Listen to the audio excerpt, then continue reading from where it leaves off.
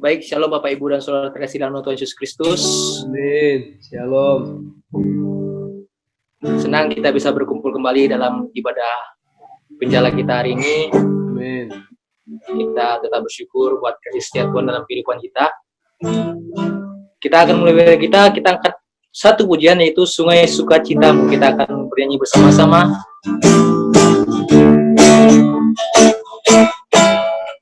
Sungai sukacitamu mengalir dalamku, anggur sukacitamu melimpah dalamku. Ku menari dan bersuka, pujimu di setiap waktu, sebab sungai sukacitamu ada dalam. Kita lampuin awal sungai sukacitamu.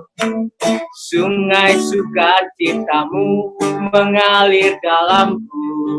Oh yes. Anggur sukacitamu melimpah dalamku. Ku menari dan bersuka, pujimu di setiap waktu, sebab sungai sukacitamu ada dalamku. Mengalir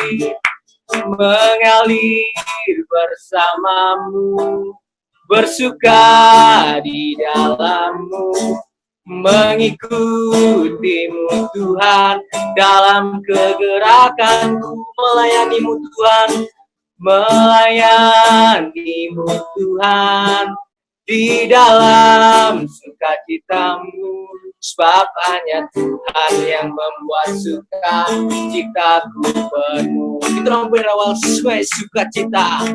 Sungai sukacitamu mengalir dalamku. Kita katakan, oh yes, yes, yes, yes. Anggur sukacitamu melimpah dalamku. Ku menari dan bersuka, pujimu di setiap waktu, sebab sungai sukacitamu ada dalamku. Mengalir bersamamu, bersuka di dalammu, mengikutimu Tuhan dalam kegerakanmu, melayanimu Tuhan di dalam sukacitamu, sebab hanya Tuhan yang membuat suka citaku penuh. Mengalir bersamamu, bersuka di dalammu, mengikutimu Tuhan dalam kegerakanmu, melayanimu Tuhan di dalam sukacitamu, sebab hanya Tuhan yang membuat suka citaku penuh. Sebab hanya Tuhan yang membuat suka citaku penuh.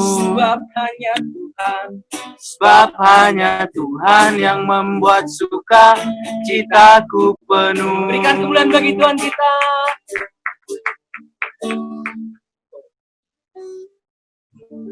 Mari kita bersatu dalam doa. Bapa, kami bersyukur Tuhan pada malam hari ini, Bapa. Kami dapat berkumpul kembali Tuhan di tempat kami masing-masing, Bapa. Kami bersyukur dan berdoa Bapa sepanjang hari-hari ini, Bapa. Berikan kesehatan bagi kami, pastikan kami Tuhan dalam mara bahaya Tuhan. Kami bersyukur kepadamu Bapa. Kami masih dapat melakukan aktivitas kami Bapa dari hari, walaupun Tuhan keadaan seperti ini, pandemi seperti ini Tuhan. Kami tahu Bapa penyertaan-Mu sempurna buat kami Bapa. Tuhan, kami rasakan Bapa banyak hikmat yang kami dapat Tuhan di dalam situasi-situasi seperti ini Bapa.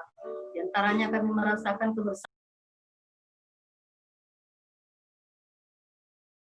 ketika kami melepaskan kami Tuhan dari segala maut yang terjadi sekarang ini Tuhan. Bapa di surga, berkati setiap kami, setiap rumah Bapa yang saat ini mengadakan penjala Bapa. Biarlah Tuhan yang menyertai kami semua Bapa. Berkati saat ini juga Bapa, kami mendengarkan firman-Mu Bapa, berkati hati kami Bapa, biarlah kami Tuhan mendengarkan dengan baik, karena kami tahu Bapa, hanya firman-Mu lah Tuhan yang menjadi penopang dalam kehidupan kami.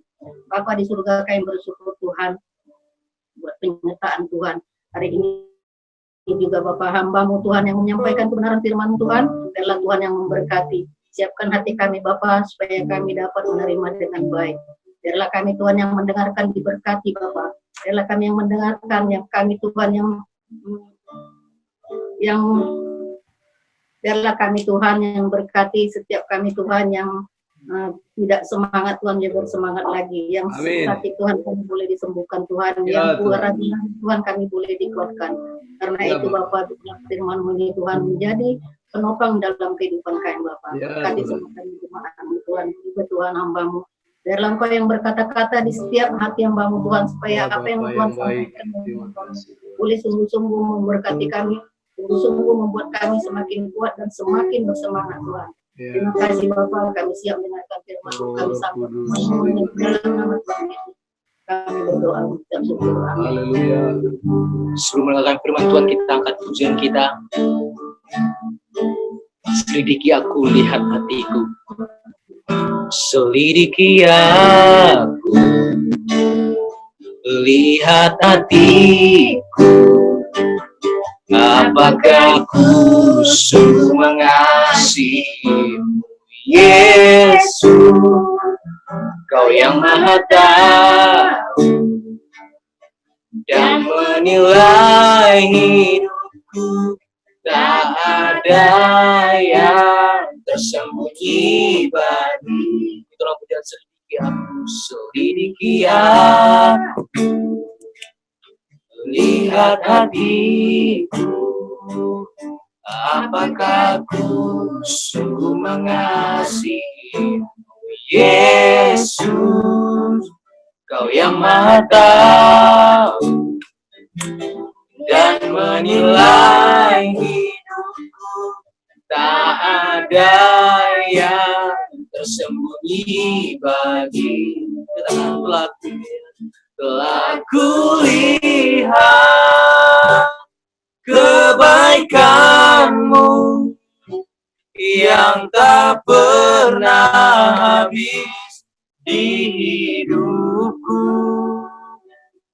Ku berjuang sampai akhirnya Kau dapati aku tetap setia. Katakan telah kulihat kebaikan-Mu yang tak pernah habis di hidupku.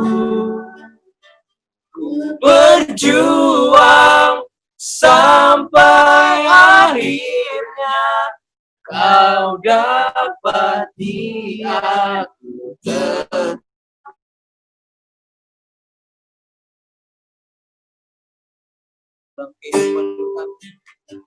Bersyukur memiliki Allah seperti itu. Kita nggak boleh selidiki aku,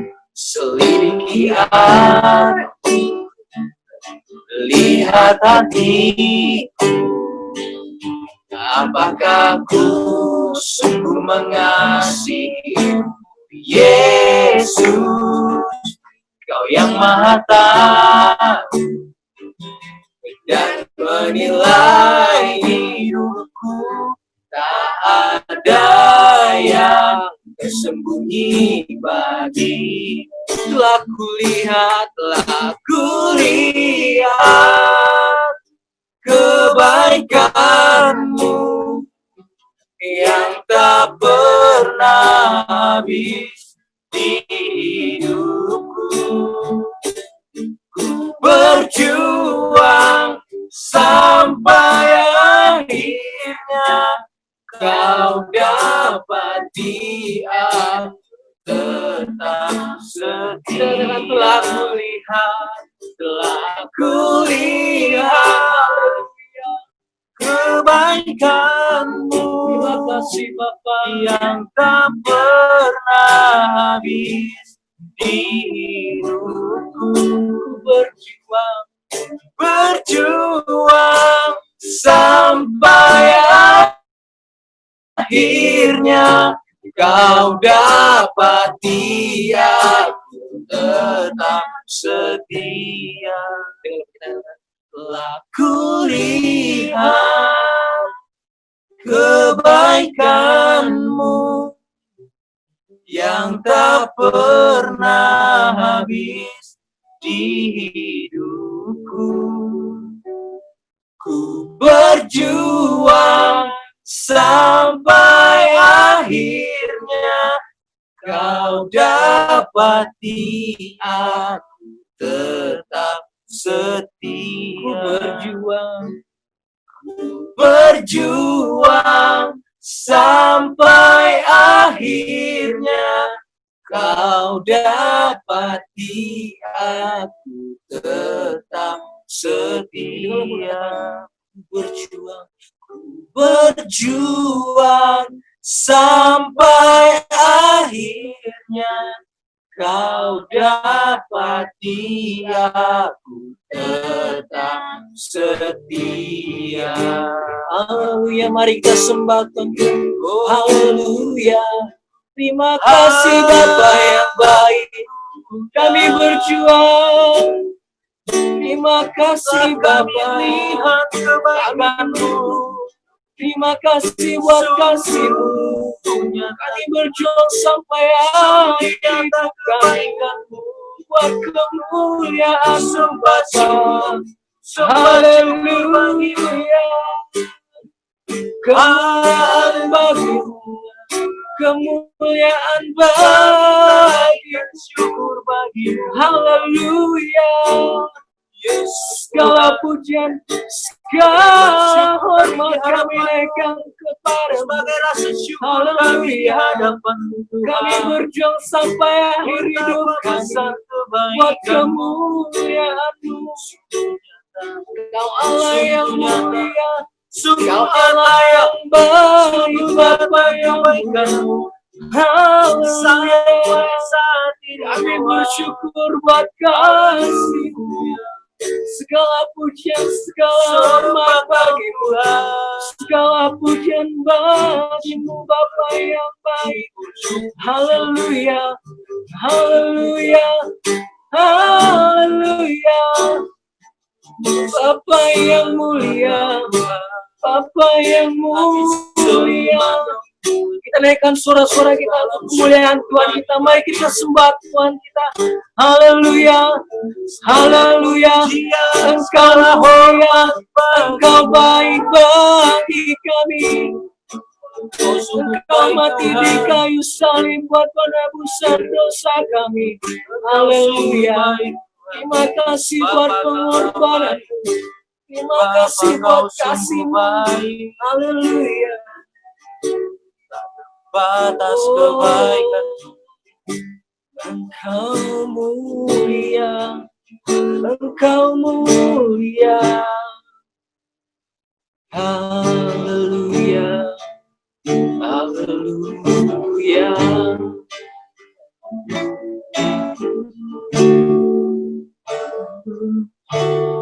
Bersama-Mu Bapa, ku lewati semua. Perkenanan-Mu ya teduhkan hatiku. Engkau yang bertindak, Engkau yang bertindak, memberi pertolongan. Anugerah-Mu besar melimpah bagi. Tolong punya dari awal, Engkau ada bersama. Engkau ada bersamaku. di setiap musim hidup. Tak pernah kau biarkan ku sendiri. Kekuatan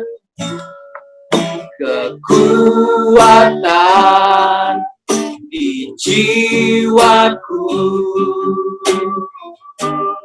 adalah bersama. Tak pernah ku ragukan kasih-Mu. Kita katakan bersamamu Bapa, bersamamu Bapa. Haleluya.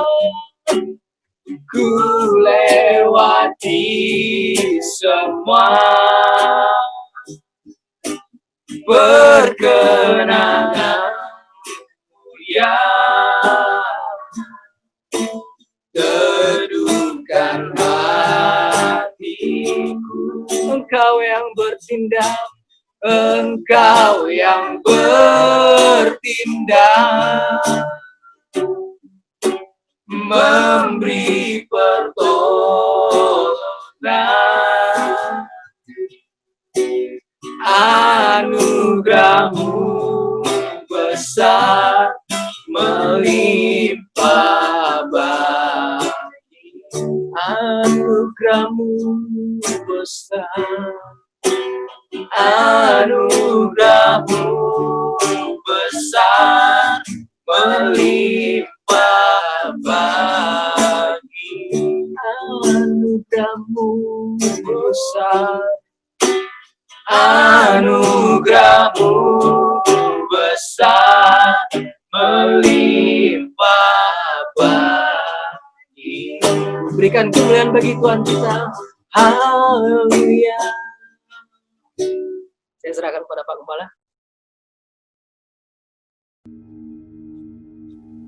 Baik, puji Tuhan, mari kita berdoa. Bapa, terima kasih kami berkumpul kembali karena perkenan Tuhan. Dan kami tahu Tuhan ini sangat berharga dan perlu bagi kami. Firman-Mu berkata, janganlah menjauhkan diri dari pertemuan-pertemuan ibadah seperti yang dilakukan oleh beberapa orang di antara kita. Tapi marilah kita melakukannya dan saling menasihati semakin giat menjelang hari Tuhan yang semakin mendekat. Demi firman-Mu kami hidup Tuhan, dan untuk firman-Mu lah sesungguhnya kami ada. Dan firman-Mu lah yang mengatur kami, sebab kami tahu firman-Mu yang paling jujur dari semuanya, dari segala sesuatu. Itu sebab jikalau kami mematutkan diri kami sesuai dengan firman-Mu, pastilah hidup kami bahagia dan pastilah hidup kami berhasil. Karena firman-Mu berkata bahwa hanya dengan jaminan firman-Mu saja dan aturan firman-Mu saja hidup kami berkenan kepada Tuhan. Urapilah persekutuan kami ini Bapa yang baik, jamah tiap keluarga-keluarga, ayah, ibu dan anak-anaknya di dalam tiap-tiap rumah. Berkati tiap orang dalam rumah Tuhan sesuai dengan berkat perjanjian dan berkat keturunan, berkat ketaatan yang Tuhan lihat selalu dalam hidup kami. Ampuni dosa-dosa kami, sucikan hati kami. Janganlah bawa kami ke dalam pencobaan dan lepaskanlah kami daripada yang jahat. Sebentar kami mendengar firman-Mu, rapilah kami ya Bapa. Berilah kami hikmat, berilah kami pengertian, berilah kami roh penurutan, telinga seorang murid, dan lidah juga lidah seorang murid. Sehingga kami cakap Tuhan, mempercakapkan perkataan-perkataan Tuhan. Di dalam nama Yesus Kristus Tuhan kami. Haleluya. Amin. Puji Tuhan. Shalom. Beberapa saudara tadi yang tidak sempat disapa, yang hadir kemudian di tengah-tengah perjalanan ibadah, opening ibadah kita. Hari ini adalah online kita yang ke-10 ya, kalau saya tidak salah. Ya, online Zoom kita yang ke-10 dalam penjala. Sudah termasuk satu dari 10 malam doa Pantekosta yang kita lakukan. Bagaimana saudara rasakan doa Pantekosta 10 malam itu? Saya kira membawa berkat ya. Dan luar biasa sebenarnya 10 malam kita kontak berturut-turut. Kalau saudara misalnya berhalangan oleh karena satu dua hal, tidak masalah.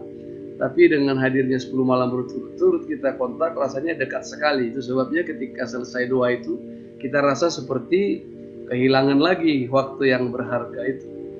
Nah, kita sangat diberkati dengan itu, dan harapan kita tahun-tahun mendatang kita bisa gunakan itu. Kita tidak tahu apakah akan ada lagi perkumpulan-perkumpulan lebih dari 10 orang. Ya, dengan new normal ini mungkin adat Batak pun akan berubah lagi ya. Tidak ada lagi mungkin pasu-pasu meletakkan tangan di atas kepala berenya gitu ya. Nah, saya nggak tahu apakah dua berkat juga memberkati pernikahan pakai sarung tangan pendetanya. Karena saya lihat di beberapa tempat orang-orang pendeta-pendeta mengurapi sudah pakai sarung tangan. Lalu kalau di Katolik di beberapa tempat saya lihat bahkan membaptis percik sudah pakai pistol air ya. Tembak cercet gitu, dalam nama Bapa, Anak dan Roh Kudus, cercet ditembak. Nah, itu memang ada videonya, dan itu bukan hoax dan bukan lelucon, tapi sudah dilakukan. Nah, kita tidak mungkin pula begitu ya, tapi kita sedang berpikir kalau kita nanti mau buka juga kita harus punya alat pengukur. Dulu waktu Tulang Tagalung baru-baru kita ibadah di gereja di Sola Gracia Life Center, Tulang Tagalung bilang, saya yang memegang alat penghitung itu, apa namanya itu yang alat penghitung satu, stopwatch itu ya. Tulang Tagalung hitung, cok. Nah, besok kalau kita kembali ibadah offline di gedung, nah mulai pakai alat pengukur temperatur. Saya nggak tahu apakah Tulang juga nanti yang mengukur menembak itu, ceret 38, kau pula, ceret 37, boleh masuk gitu. Nggak tahu, tapi kita sedang pesan untuk membeli alat suhu temperatur itu yang bagus, yang bisa mengukur sehingga siapa yang, karena salah satu dari pemerintah syarat surat untuk mengizinkan ibadah offline di gedung itu adalah adanya pengukur suhu itu. Nah, pokoknya ke depan dengan new normal ini ada banyak sekali perubahan-perubahan. Kita nggak tahu, Holy Land Tour juga perjalanan ke Yerusalem mungkin orang harus sendiri-sendiri lagi. Naik haji pun mungkin tidak bisa lagi rame-rame, tapi naik haji bukan urusan kita lah. Tapi masalah Holy Land Tour ke Yerusalem, ke Laut Mati dan lain-lain akan berubah. Nah, Family Day mungkin kita nggak tahu bagaimana cara Family Day, apakah akan ada Zoom raksasa, nggak tahu. Nah, itu semua sedang Menteri Pendidikan pun seperti yang saya katakan kemarin di tengah-tengah Zoom kami keluarga, mungkin pemerintah juga, Nadiem juga Menteri Pendidikan harus mulai sudah mengatur kurikulum versi baru ya, versi digital yang luar biasa. Sehingga sekolah mungkin SD mungkin 4 tahun, 5 tahun, SMP 2 tahun, SMA 1 tahun sudah selesai. Jadi akan cepat orang tamat sekolah. Saya bilang sama Ichen kemarin, mungkin Ichen kau 15 tahun nanti sudah kuliah. Lalu kuliah juga tidak terlalu lama-lama. Kurikulum juga mungkin harus diganti, harus dibuat mungkin eksakta saja yang duduk di kelas, selebihnya belajar di Google saja, ilmu sosial, yang lain, hukum biar saja, tapi diskusi-diskusinya diselenggarakan mungkin. Nah, ini semua membutuhkan bukan sekedar normal, tapi new normal. Jadi bukan kehidupan normal. Justru kalau menurut saya justru abnormal ya, lebih dari normal. Kalau normal kembali ke hidup sebelum pandemi. Tapi sekarang kita hidup tidak seperti pandemi, tidak seperti wabah pandemi, tapi sudah dianggap normal, tapi dengan normal polarisasi yang baru. Nah, kita harus siapkan itu. Nah, kita berdoa untuk itu. Kalau kita nggak kuat pada zaman seperti itu, kita akan tergilas. Tergilas maksudnya baik oleh zaman yang menyangkut hal-hal fisik, tapi juga secara rohani. Kalau kita nggak kuat, kita nggak siap. Orang-orang akan kesukaran dalam hidupnya. Sehingga wajar saja orang kalau dia menjadi pencuri. Dia bilang, wah daripada anakku nggak makan. Nah, jadi wajar kan, dinormalisasi, dirasionalisasi. Loh, aku wajar saja mencuri daripada anakku tidak makan. Aku wajar saja merampok. Aku wajar saja menipu daripada istriku tidak makan. Nah, itulah perbedaan orang beriman dengan orang tidak beriman. Itulah perbedaannya harusnya orang Kristen yang sungguh-sungguh dengan orang Kristen asal-asalan. Jadi, kita punya Tuhan yang bisa kita andalkan. Entahkah itu dalam new normal, apakah itu dalam zaman wabah COVID pandemik seperti sekarang, kita harus mengandalkan Tuhan sehingga hukum-hukum Tuhan itu tetap berlaku bagi kita. Hukum-hukum Tuhan itu tetap berlaku, bahkan segala hukum tunduk kepada hukum itu. Berapa banyak kita yang percaya semua hukum tunduk, baik hukum positif dan hukum alam, ius gentius, tunduk kepada hukum Tuhan itu. Dan juga hukum-hukum yang lain tunduk kepada Tuhan itu. Jadi kita harus yakin itu. Kalau kita yakin itu, kita nggak perlu khawatir hidup ini. Karena kalau kita mempercayai bahwa hukum Tuhan di atas segala-galanya, dalam sekejap mata pun Dia sanggup memperdamaikan musuh kita dengan kita. Dalam sekejap mata pun Dia sanggup mengalirkan hati raja-raja kepada kita. Sehingga hati raja-raja mengalir, dan berkat raja-raja pun, berkat para bangsawan pun mengalir kepada kita. Sampai orang terheran-heran, kok bisa ya? Anaknya bisa kuliah semua, anaknya bisa jadi sarjana semua, anaknya bisa bekerja semua. Padahal kalau kita lihat hidupnya susahnya bukan main. Kita lihat hidupnya menderitanya bukan main. Aduh, ngeri kali hidupnya itu dulu. Tapi kok bisa ya? Nah, itulah pertanda bahwa hukum Tuhan berlaku atas rumah tangga kita. Amin ya. Sampai berapa banyak kita percayakan ini, mari kita pertahankan terus. Selamat datang Bonitas. Baru pernah Bonitas muncul. Shalom Bonitas. Luar biasa Bonitas. Mudah-mudahan sinyalmu baik, tidak ada perubahan. Elsie, Tuhan berkati. Amburu, Tuhan berkati Ibu Panjaitan, Bapak Rizky, Tuhan berkati yang bergabung ya. Dan syukur sekali kalau nanti nambah lagi dari Mentawai. Nah, Bapak Ibu, kita tidak berlama-lama lagi, kita masuk pada topik masih dalam pasca Pentakosta. Jadi kita bersyukur Pentakosta dicurahkan. Judul khotbah hari Minggu lalu dalam ibadah Pentakosta, terus terang, memang saya mau menyampaikan kepada dunia, mau menyampaikan kepada beberapa orang yang sinistis, yang skeptis, yang suka bilang bahwa karya Roh Kudus itu permainan manusia, yang suka bilang bahasa roh itu olok-olok, yang suka bilang mujizat kesembuhan itu tidak ada lagi. Makanya saya kasih judulnya Pentakosta dan Perjanjian Tuhan itu Alkitabiah. Apapun manifestasi Roh Kudus, sepanjang betul Roh Kudus yang memberikan itu Alkitabiah. Selama ada di Alkitab itu Alkitabiah. Kalau orang mau buat-buat sendiri ya urusan dia dengan Tuhan. Tapi jangan karena rumah misalnya terbakar karena api, lalu api tidak butuh lagi. Oh tidak, kita masih butuh api di dalam dunia ini. Walaupun api pernah membakar rumah, membakar lumbung, membakar gandum. Itu juga pisau tajam pernah juga nyayat tangan kita. Tapi pisau masih perlu untuk ngupas bawang, untuk ngupas kuini, pisang dan lain-lain. Jadi tidak berarti karena ada bahaya yang ditimbulkan oleh sesuatu, lalu bahaya itu langsung dihilangkan dari dunia ini. Tidak. Setan pun dan iblis belum dihilangkan Tuhan dari dunia ini. Masih ada di dunia ini. Bahkan hari-hari ini pekerjaan dan keganasannya makin nyata. Tinggal kita lagi yang perlu berhikmat, berlindung pada Tuhan. Dan itulah sebabnya kita percaya kepada hukum Tuhan. Nah, lanjutan dari masa Pentakosta dan post Pentakosta ini, kita akan bicara tentang karunia-karunia Roh Kudus.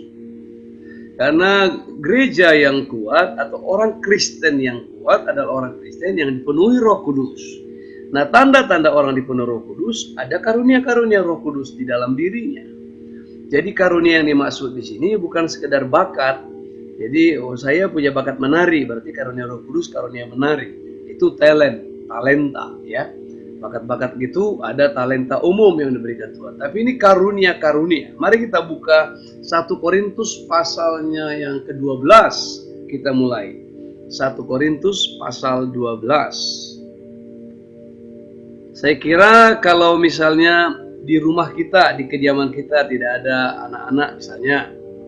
Di rumah Pak Sirait, di Pasir Jamba, tidak ada anak kecil misalnya, boleh off ya, boleh on, bisa unmute ya. Kalau kami ini bisa unmute. Nah, kalau misalnya di tempat Ibu Simanjuntak tidak ada anak rewel lagi yang lewat sana lewat sini, bisa unmute, jadi bisa bilang amin, ya amin. Bisa bertanya tiba-tiba, minta tolong dulu Pak, maaf Pak, tadi tertinggal, bisa gitu ya. Nah, tapi kalau memang misalnya ada keluarga-keluarga yang misalnya Bapak Mariski anaknya masih kecil, nah jangan sampai hilang juga hak anak-anak. Nanti menuntut anak-anak itu ke Komnas HAM sama kita ya. Jadi biar saja mood ya. Minta minum, minta apa dia aja dia jalan.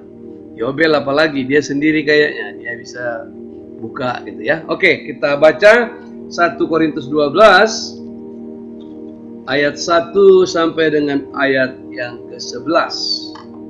Ayat 1 sampai dengan ayat ke-11. 1 Korintus 12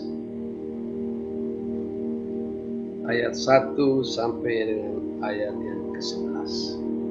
Mari kita baca sama-sama. Bagi saudara ada di layar, kalau mau dibaca di screen boleh. Kalau mau baca Alkitab saudara sendiri juga boleh, mau baca handphone saudara juga boleh. 2, 3. Sekarang tentang karunia roh. Aku mau saudara-saudara supaya kamu mengetahui kebenarannya. Kamu tahu bahwa pada waktu kamu masih belum mengenal Allah, kamu tanpa berpikir ditarik kepada berhala-berhala yang bisu. Karena itu aku mau meyakinkan kamu bahwa tidak ada seorang pun yang berkata-kata oleh Roh Allah dapat berkata terkutuklah Yesus. Dan tidak ada seorang pun yang dapat mengaku Yesus adalah Tuhan selain oleh Roh Kudus. Ada rupa-rupa karunia, tetapi satu Roh. Dan ada rupa-rupa pelayanan, tetapi satu Tuhan. Dan ada berbagai-bagai perbuatan ajaib, tetapi Allah adalah satu yang mengerjakan semuanya dalam semua orang. Tetapi kepada tiap-tiap orang dikaruniakan penyataan roh untuk kepentingan bersama. Sebab kepada yang seorang roh memberikan karunia untuk berkata-kata dengan hikmat, dan kepada yang lain roh yang sama memberikan karunia berkata-kata dengan pengetahuan. Kepada yang seorang roh yang sama memberikan iman, dan kepada yang lain yang memberikan karunia untuk menyembuhkan. Kepada yang seorang roh memberikan kuasa untuk mengadakan mukjizat, dan kepada yang lain ia memberikan karunia untuk bernubuat, dan kepada yang lain lagi ia memberikan karunia untuk membedakan bermacam-macam roh. Kepada yang seorang ia memberikan karunia untuk berkata-kata dengan bahasa roh, dan kepada yang lain ia memberikan karunia untuk menafsirkan bahasa roh. Tetapi semuanya dikerjakan oleh Roh yang satu dan yang sama, yang memberikan karunia kepada tiap-tiap orang secara khusus seperti yang dikehendakinya. Sampai di sini kita bisa paham. Kalau saudara cermati tadi, tentu saudara tahu berapa jumlah karunia menurut versi 1 Korintus 12 tadi. Berapa ya VB? Karunianya berapa yang kita baca tadi? Open dulu mute-nya. 9, Pak. 9. Pada waktu Pentakosta, tapi by the way dulu, Opung Pinem di mana ya? Sehat Opung? Opung Doli? Bulang? Kurang sehat, Pak. Kurang sehat? Oh iya, biar kita doa nanti. Makanya saya lihat nggak ada Bulang di sini. Nanti kita doa ya. Iya, Pak. Yalah, baik Bu, baik. Puji Tuhan, kita lanjut ya. Jadi waktu di beberapa waktu lalu, Rabu Penjala pada masa Pentakosta lalu, sudah kita sampaikan kan bahwa Roh Kudus itu seperti burung merpati, dan memang dilambangkan dengan burung merpati yang punya 2 sayap. Sebenarnya bukan cuma burung merpati punya 2 sayap. Kalau ada burung punya 1 sayap, nggak bisa terbang. Cukup 2 sayap. Pesawat terbang didesain berdasarkan burung itu oleh keluarga pendeta yang di Amerika itu ya. Nah, jadi kita bisa melihat burung itu punya 2 sayap. Sayap di sebelah kanan adalah karunia, sayap di sebelah kiri adalah apa? Buah. Nah, buah itu di Galatia pasal 5 ayat 22 dan 23, tapi karunia di 1 Korintus pasal 12 dan 1 Korintus pasal 14. Nah, kita sekarang bicara karunia. Dalam khotbah juga pada hari Minggu kemarin disampaikan juga, itu diulang lagi, bahwa kalau Roh Kudus itu hadir, dia memberikan kuasa. Yang kedua, dia memberikan kemampuan untuk hidup saleh. Jadi 2 ini penting, hidup saleh dengan kuasa. Saya tekankan berulang-ulang dalam khotbah itu, gereja bukan pelayanan yang sekedar berkata turut berduka cita. Gereja bukan sekedar pelayanan sosial yang ikut berpartisipasi, tapi gereja adalah agen kerajaan Allah yang merepresentasikan kerajaan Allah di muka bumi. Itu sebabnya kerajaan Allah itu identik dengan semua yang dikerjakan Tuhan Yesus itu. Itu sebabnya Tuhan Yesus berkata begini, kalau semua itu kamu lihat, iblis dikalahkan, mukjizat dinyatakan, orang mati dibangkitkan, orang lumpuh berjalan, itulah tandanya bahwa kerajaan Allah telah turun di tengah-tengah kamu. Jadi berarti kerajaan Allah tidak bisa tanpa kuasa. Kerajaan Allah harus ikut dengan kuasa, tidak cukup dengan seperti pelayanan sosial, turut berduka cita, mengirimkan kerangka bunga, nggak cukup seperti itu. Itu bagian dari empati, bagian empati itu bagian dari kesalehan Roh Kudus. Tapi tentang penyembuhan orang sakit, kuasa-kuasa, menghadirkan mukjizat, itu kita jangan mengejek. Jadi jangan sampai kita orang Pentakosta yang mengejek pelayanan Pentakosta. Itu sebabnya judul khotbah saya pada waktu hari Minggu kemarin itu memang tegas di situ. Jangan menghina Roh Kudus dan pekerjaan Roh Kudus. Kita harus tegas di situ. Nah, untuk kuat itulah kita melayani, diberilah karunia-karunia ini. Tadi saya tanya berapa VB? 9. Nah, 9 karunia Roh Kudus, 9 juga buah Roh Kudus. Imbang, sangat berimbang. Jadi terbangnya sama, tidak besar sebelah sayapnya. Luar biasa Tuhan ya, memang kita kalau kita lihat-lihat ciptaan Tuhan ini, makin kagum kita sama Tuhan ini. Bagaimana lah kalau sayap burung itu lebih besar sebelah kanan ya? Sama lah seperti lubang hidung kita. Kalau sepak lubang hidung kita lebih besar sebelah kanan, lebih kecil sebelah kiri, nggak tahu juga gimana ceritanya. Coba kalau kita bayangkan lubang hidung kita di sebelah kiri sebesar pion, tapi di sebelah kanan sebesar ster, repot juga kita kan? Apa ini, terpaksa kita bentuk juga yang di sini pakai makeup hitam gitu supaya sama besarnya kan. Dan lalat suka nabrak, dikiranya lubang padahal karena dicat hitam. Aduh, luar biasa itu. Jadi adilnya Tuhan luar biasa. Telinga kita juga sama besarnya kiri kanan dan lubangnya juga sama. Kalaupun ada kepekaan kiri mungkin lebih tajam dari kanan atau kepekaan kanan, itu orang-orang tertentu memiliki kekhasannya, kekhususannya. Itu juga karunia Tuhan buat kita. Misalnya Bang Boy lebih tajam telinga sebelah kanannya dari kirinya, nah, itu kekhasannya lah, gitu ya. Jangan sampai ada yang bilang enggak kudengar, kenapa? Hidungku tersumbat, nggak ada pengaruh hidung ke pendengaran ya. Hidung itu ke penciuman gitu loh, telinga ke pendengaran. Jadi Oka jangan sampai hilap dalam hal itu. Jadi jangan sampai bilang enggak kudengar Pak, kenapa? Tutup hidungku waktu tadi bicara, nggak ada hubungannya. Nah, jadi kembali kita ke 9 karunia dan 9 buah Roh Kudus. Nah, 9 karunia itu dibagi 3. Kalau 9 dibagi 3 berapa itu, Kak? 3. 9 dibagi 3, 3. Nah, hebatnya Roh Kudus itu menggolongkan karunia-Nya itu. Ada 3 karunia itu, 9 karunia itu dibagi 3. Yang pertama, karunia berkata-kata. Karunia berkata-kata. Yang kedua, karunia kuasa. Yang ketiga, karunia pewahyuan. Jadi 9 itu dibagi 3. 3 karunia berkata-kata, 3 karunia kuasa, dan 3 lagi karunia pewahyuan. Kita ulang lagi ya, supaya jemaat Sola Gracia paham ini.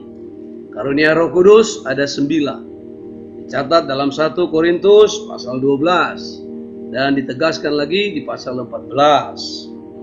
Nah, karunia itu diberikan Tuhan untuk membuat kita mampu dalam hidup ini, dalam pelayanan. Karena kalau tidak ada itu, kita tidak mampu. Kita akan menjadi agamawan, ya. Hanya beragama, orang menyinggung kita, kita tersinggung, kita bakar rumah ibadah orang. Terus kita tersinggung, kita tutup rumah ibadah orang. Kita tersinggung, kita larang orang kebaktian di rumahnya, macam-macam lah tindakan-tindakan agamawi itu.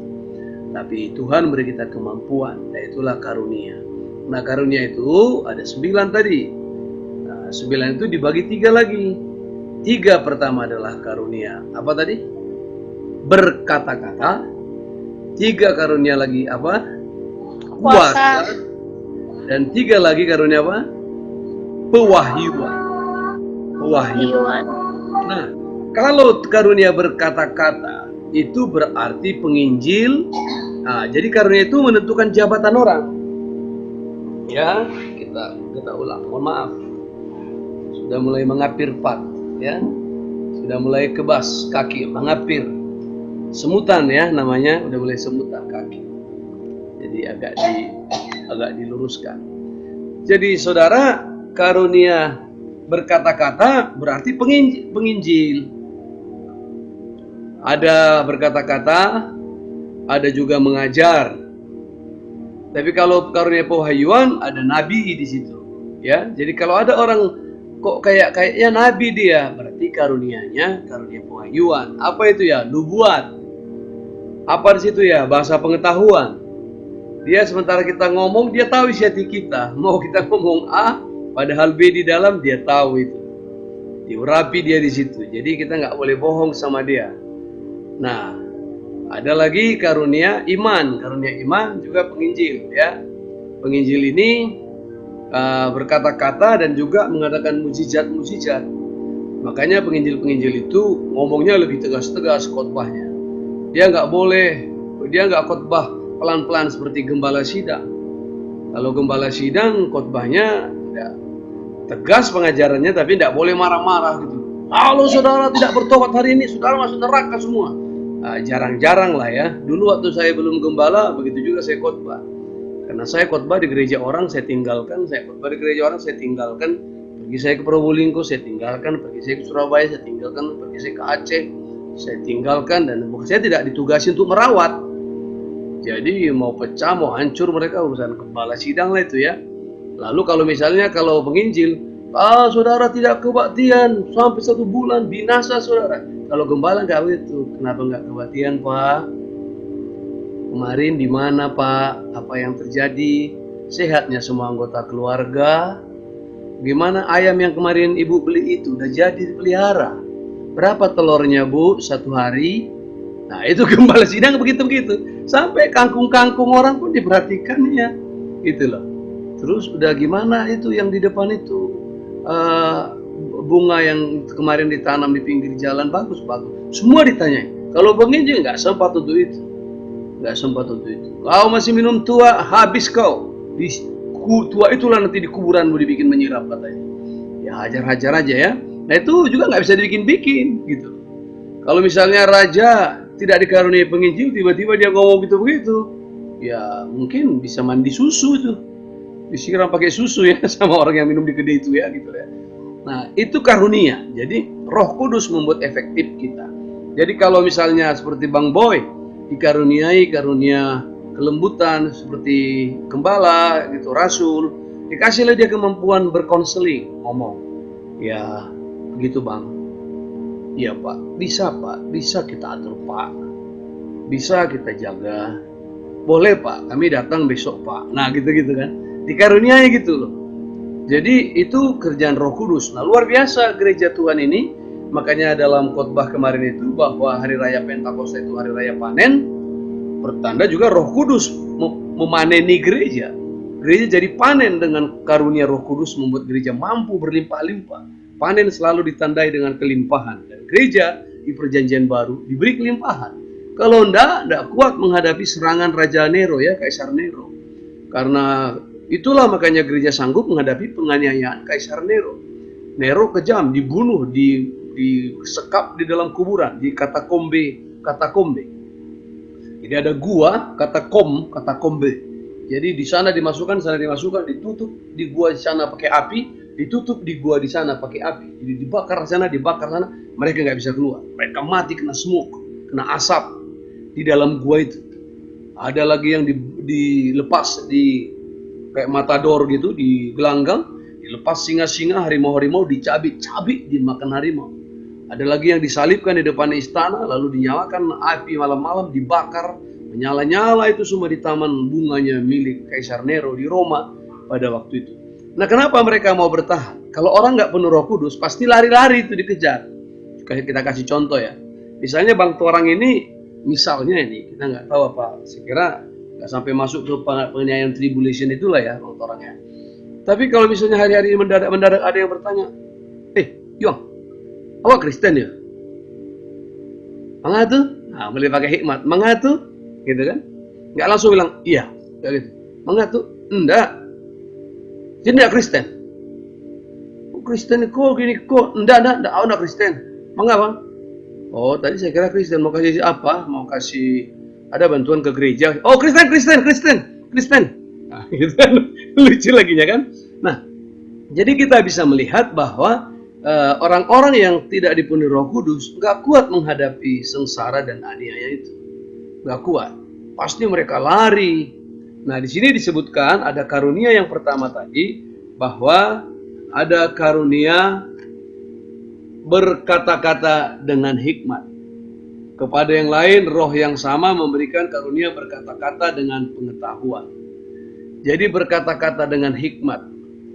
Nah, kalau orang yang diberi karunia berkata-kata dengan hikmat ini, tentu bisa dia memberi nasihat. Saudara, bisakah kita meminta kepada Tuhan supaya kita dikarunia ini? Ya, namanya meminta boleh. Tapi namanya karunia kalau bahasa Inggris kan give. Give. Kalau give berarti pemberian. Kalau bahasa Bataknya sileon, give, karunia. Jadi diberikan. Cuma memang kalau orang diberi karunia berkata-kata hikmat, tentu dia akan sering menasihati, jadi konselor. Dia akan konselor. Jadi ini bukan sekedar ilmu psikologi yang dipelajari di sekolah, bahwa kalau menjadi konselor, mengkonseling orang begini rumusnya, formulanya begini, tanya-tanya dulu dia. Udah nyaman dia kau tanya-tanya, kaitkan dulu masa lalunya. Oh bukan, ini memang karunia berkata-kata dan juga bahasa pengetahuan. Sehingga ketika misalnya katakanlah Ibu Purba berkonseling dengan Opung Pinem gitu loh. Terus sementara ngomong gitu, Roh Kudus bicara dalam hatinya. Orang itu tadi bohong sama kamu. Waktu Tuhan Yesus di sumur Sikem atau di Sikar. Tuhan Yesus duduk di Sikem, di Sikar, di sumur sumur Yakub. Murid-murid pergi ke kota untuk mencari makanan. Tiba-tiba perempuan Samaria yang sudah hidup dalam dosa bertahun-tahun, dosa perzinahan, sudah tinggal di dalam keinginan-keinginan daging yang berkarat dari waktu ke waktu, datang di situ sok suci, sok ngerti kitab suci, sok mengerti kebenaran, sok membela bangsa, patriotisme untuk Samaria. Dia bilang, kamu orang Yahudi, kami orang Samaria. Mana dari titik pertemuan kita? Yang kedua, sumur ini sumur leluhur kami, sumur Yakub, dan sumur ini dalam. Airnya jauh, kau nggak punya timba. Bagaimana kau mau kasih aku air hidup? Boro-boro air hidup, air sumur aja nggak bisa kau kasih. Lalu dia sok bersih dan Tuhan Yesus berkata, waktu dia bilang, aku dengan suami, ya, kau memang sudah punya 5 suami. Dan suami yang sekarang yang ke-6 yang tinggal denganmu bukan suamimu, tapi laki orang. Nah itu kan Roh Kudus yang ngomong. Roh Kudus, Roh Kristus, Roh Tuhan itu. Makanya waktu Roh Kudus naik ke surga, rohnya itu dikasih kepada kita. Itulah Roh Kudus pribadi ketiga itu dalam Tritunggal yang diberikan kepada kita, merepresentasikan kehadiran Kristus. Waktu Kristus hadir di muka bumi ini, dia tidak bisa hadir di mana-mana. Dia tidak bisa omnipresent. Omnipresent itu maha hadir, itu bahasa teologi. Jadi Tuhan Yesus itu waktu di muka bumi, kalau dia di Galilea, di Galilea. Kalau dia di Yudea, di Yudea.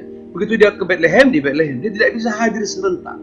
Tetapi ketika Yesus naik ke surga, Roh Kudus turun, Allah pribadi itu kembali omnipresent, bisa hadir. Nah, Roh itulah yang bicara, berkata begini, betul bahwa kau sudah punya 5 suami, dan suami yang sekarang bukan suamimu. Nah, coba kalau orang udah ngomong gitu sama kita, kita masih bisa nggak? Ya, tapi makanya orang sering ngomong belat-belit gitu kan, gitu. Apalagi orang-orang yang traumatis atau orang-orang yang punya tujuan-tujuan tertentu. Orang kalau punya tujuan-tujuan tertentu, misalnya mau menipu, mau mencuri, mau berkelit, pasti tidak mau jujur. Tapi kalau dia berjumpa dengan orang yang dikaruniai bahasa pengetahuan dan kata-kata hikmat, nggak bisa ngelak dia, nggak bisa ngindar. Tek, langsung. Orang Batak bilang langsung tusuk matanya horbo, langsung kena gitu. Nah, itu perlu bagi para konselor. Jadi gereja memang gembala dan para penatua harus mengerti nih. Kalau jemaat kita itu katakanlah Bang Nando misalnya, dia memang tidak diberi karunia bahasa pengetahuan dan kata-kata hikmat, jangan dikasih dia konselor. Sekali ngomong dia orang bisa tersinggung, nggak datang-datang lagi ke gereja. Jadi memang harus pas karunianya. Kalau dia diberi karunia karunia kuasa, karunia iman, karunia kuasa, karunia iman, terus karunia penyembuhan, wah luar biasa itu. Kalau memang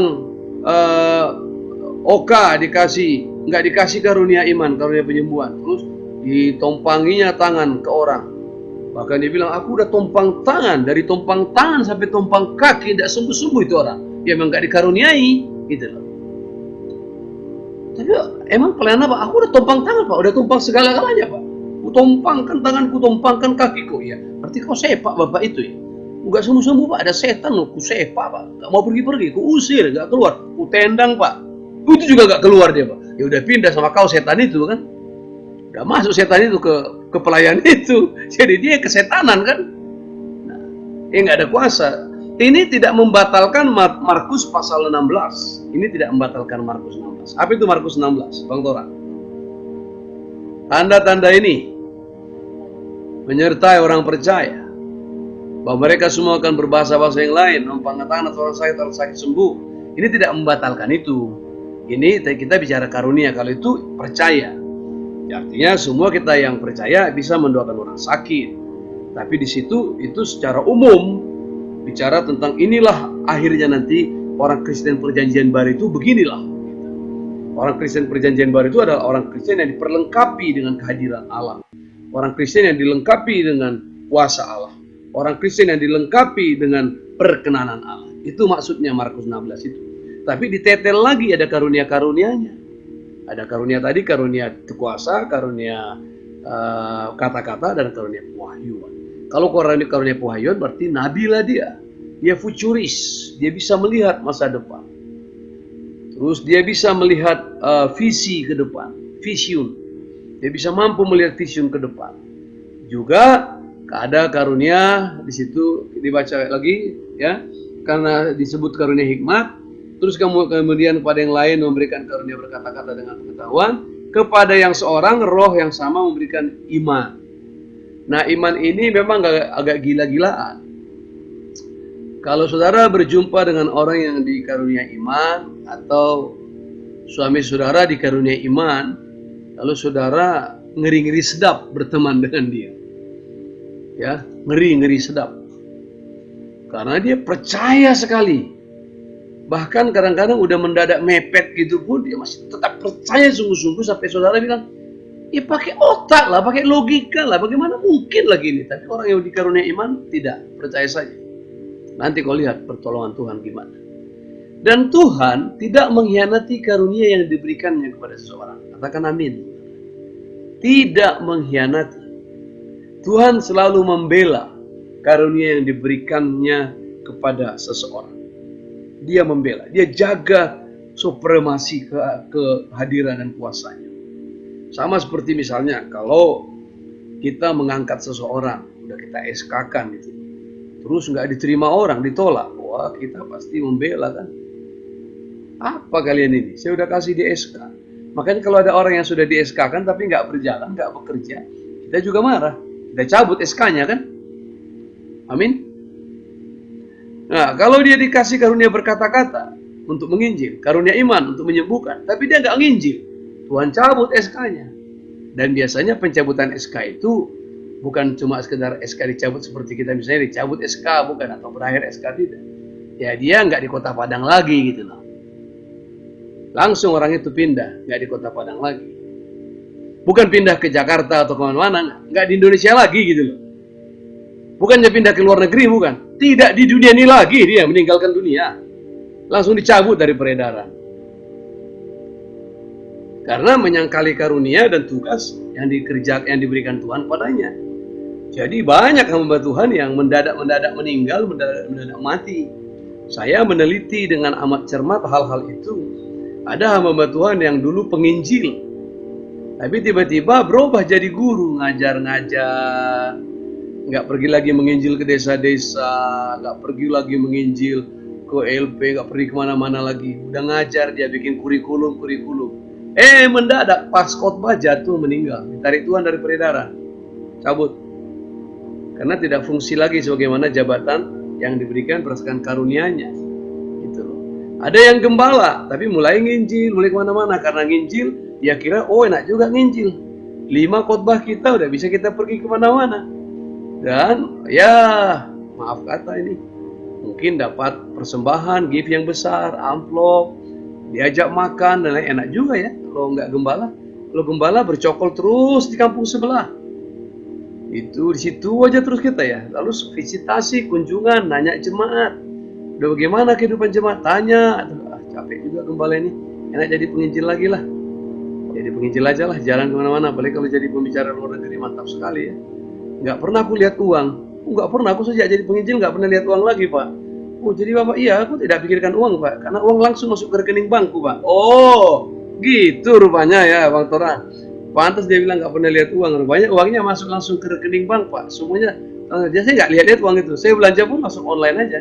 Tinggal jadi, oh, datang Tuhan cabut dari peredaran, tarik. Tidak lagi di Padang, tidak di Indonesia, dan tidak di dunia ini. Amin. Dan itu banyak. Tidak, saya tidak etis kalau sebut nama-namanya ya. Tapi saya teliti, saya cermati sejak tahun 94. Sejak tahun 94 saya cermati. Itu sebabnya saya bilang gini, Tuhan, kalau Tuhan memang suruh saya di sini. Banyak orang ngajak saya, misalnya, ayo di Jakarta saja tinggal, yuk di sana, nggak mau saya. Yuk kita di Surabaya kita bentuk pelayanan ini, saya nggak mau. Kita di Batam aja yuk kita bikin begini-begini, nggak mau. Kemarin ada lagi orang men-setting pelayanan buat saya, Pak, pelayanan Bapak gini-gini aja, Bapak bisa. Ini dari Tuhan atau dari mana? Ini kan pikiranmu sendiri. Kalau pikiranmu sendiri, ngapain saya harus turuti kau gitu? Ya, jadi kita harus pikirkan baik-baik bagaimana karunia Tuhan di dalam kita. Tapi jangan sampai kita mengklaim kebiasaan kita adalah karunia. Misalnya nih, ada yang suka tidur. Kamu kok suka tidur ya? Kok dikit-dikit kamu? Itulah karuniaku, Pak. Nggak ada itu. Halo? Halo? Jangan ada itu. Terus ada lagi yang malas. Ini udah dikerjakan belum? Ini udah kerjakan. Kamu agak lambat. Ya Bapak harus ngerti lah, Pak. Beda orang kan beda karunianya. Ini karunia lambat, yang sama Bapak karunia cepat. Nah, ada itu. Jangan suka-suka kita klaim. Ya, Tuhan tidak bikin begitu. Ya, ada juga yang kalau dia menyampaikan informasi, selalu aja lebih informasi yang disampaikan. Memang dia lebih cepat tapi keliru. Orang kan cepat tapi tepat gitu. Dia nggak cepat dan keliru. Makanya kalau boleh, kalau ada berita-berita dia jangan jadi informasi, dia informan. Jangan dia informannya. Kalau dia informannya pasti melenceng berita nyampe ke orang. Gitu. Nah, jadi mari kita kenali karunia kita. Coba kalau dulu ya, tahun berapa terakhir kita ya mengadakan tes karunia itu? Walaupun sebenarnya di Alkitab tidak ada tes karunia dalam arti hendaklah kamu mentes karuniamu, tidak. Tapi kita mau melihat dominan pelayanan kita di mana. Terus kalau dominan pelayanan kita misalnya di konseling, terus berarti kamu dapat karunia pewahyuan. Coba dilihat. Nah, kalau misalnya dia berkata-katanya hikmat, tiap kali ada orang bertengkar, kalau dia ngomong, reda pertengkaran. Terus ada orang bikin proyek ini, proyek penanggulangan dana untuk Kompas ke Mentawai katanya. Orang pada pelit semua. Pas dia bicara sebentar, langsung semua orang buka dompet. Dari saya 500, dari saya 1 juta, dari saya 2 juta, dari saya 700, dari saya 150. Langsung. Begitu rapat ditutup, udah tutup semua itu. Nah, dia berarti punya karunia berkata-kata, karunia hikmat. Nah, untuk orang-orang seperti ini, ya harus disuruh mimpin rapat gitu loh. Jangan ya nggak punya karunia mimpin rapat, atau punya karunia penglihatan disuruh mimpin rapat. Waktu dia mimpin rapat, kulihat ada jaring-jaring hitam di atas kepala Bapak itu. Ini mimpin rapat, jangan aneh-aneh gitu loh. Nah, yang begini-begini kita harus mengerti. Amin ya, Bapak Ibu ya. Tapi kalau kita diberi karunia hikmat, karunia berkata-kata, karunia bahasa pengetahuan, kita akan maksimum. Kepada yang lain, ia memberikan karunia untuk menyembuhkan. Nah, kita berdoa supaya Tuhan bermurah hati, memberikan karunia penyembuhan kepada kita. Terutama untuk diri kita sendiri. Kita harus imani untuk diberi karunia penyembuhan. Kadang-kadang kalau karunia penyembuhan ini, orang sudah dikarunia penyembuhan, coba saudara gini, dengar baik-baik Bapak Ibu, saya mau sampaikan supaya kita maksimum. Kadang kita nggak tahu karunia kita apa, sampai kita mulai melakukannya. Kalau kita nggak melakukannya, kita nggak tahu bahwa karunia kita apa. Misalnya nih, Bapak Rizky tidak tahu karunia apa kalau tidak dilakukan. Pas ada orang sakit, doakan saja Pak, tompang tangan, hardik itu penyakit, pergi. Nah, begitu orang itu sembuh, oh, Tuhan kasih karunia. Atau iman biasa itu, iman umum. Ada peristiwa lagi sekali waktu, doakan, sembuh. Oh, mulai nampak tanda-tanda. Nampaknya aku dikarunia penyembuhan. Nah, terus begitu berulang-ulang. Oh, itu berarti dikasih karunia penyembuhan. Ada seorang Smith Wigglesworth, seorang hamba Tuhan, mantan tukang patre, orang biasa, tukang solder. Orang tukang solder, tukang pipa, nyolder pipa, biasa saja. Tapi dia punya karunia penyembuhan, dan tiap kali orang sakit, dia nggak topang tangan, ditinjunya perutnya itu. Dalam nama Yesus sembuh penyakit orang ini. Dan selalu sembuh. Sekali waktu ada orang negro yang badannya besar, ibu-ibu gemuk, pas diundang ke depan, mari datang ke depan yang sakit-sakit. Begitu Smith Wigglesworth turun dari pentas, dia mau tinju ibu ini, ditangkap ibu ini tangannya. Apa? Aku tahu kau mau tinju aku kan? Udah aku dengar berita bahwa kau suka ninju orang. Ya udah, kamu keluar, kau usah datang ke sini. Nah, orang itu nggak sembuh. Yang lain yang semua kena tinju sama dia sembuh. Karena tinjunya itu mungkin tinju apa namanya itu? Kalau orang Batak apa itu tulang? Tinju apa namanya itu tulang? Tinju marula, tinju tinju apa itu? Tinju yang care gitu, orang sembuh gitu loh. Tapi kalau saudara jangan sampai besok yoga ditinjunya tetangga untuk menyembuhkan, ternyata benjol kepala itu, kita ke polisi kan. Nggak dikaruniai penyembuhan itu gitu. Ada tumpang tangan, ada cuma yang pegang. Kadangkala kita megang-megang orang kan nggak sembarang ya. Dan juga kita laki-laki, terus yang mau ditompangi tangan ibu-ibu, terus ibu itu bilang, Pak sakit. Yang sakit di mana? Di perut. Ya nggak mungkin kita juga pegang perutnya kan. Makanya sering kali pelayanan kita mengatakan, tangan saudara yang kiri, yang kanan ditumpangkan ke bagian mana yang sakit, dan kiri angkat tangan. Supaya masing-masing menjamah di mana bagian-bagian tubuhnya yang sakit sendiri-sendiri. Karena kita tidak mau. Tapi kalau Roh Kudus langsung bilang, pegang di sini katanya tiba-tiba, dan itu dapat karunia bahasa pengetahuan dari Tuhan, ya udah lakukan saja dan tumpang tangan. Jadi ada perpaduan di situ antara karunia penyembuhan dengan karunia bahasa pengetahuan gitu. Sampai di sini ada yang mau bertanya? Silahkan. Yuk, silahkan Bapak Ibu kalau ada yang mau bertanya. Tapi tolong diingat ya, ini memang ini kita sedang belajar. Jadi menambah pengetahuan. Mudah-mudahan pengetahuan ini menambah iman. Jadi jangan sampai kita nggak mengerti tentang bahasa roh, karunia roh. Karena tadi juga Paulus menuliskan sekarang tentang karunia. Sebab aku mau saudara-saudara supaya kamu mengetahui kebenarannya. Sama dengan waktu Rasul Paulus di 1 Tesalonika pasal 4, dia bilang, aku mau kamu mengerti tentang orang mati. Paulus tidak mau membiarkan jemaat tanpa pengertian. Nah, saya juga tentu tidak mau jemaat Sola Gracia tidak punya pengetahuan rohani tentang bahasa roh, tentang menafsirkan bahasa roh dan lain-lain. Sampai di sini ada yang mau bertanya, silakan.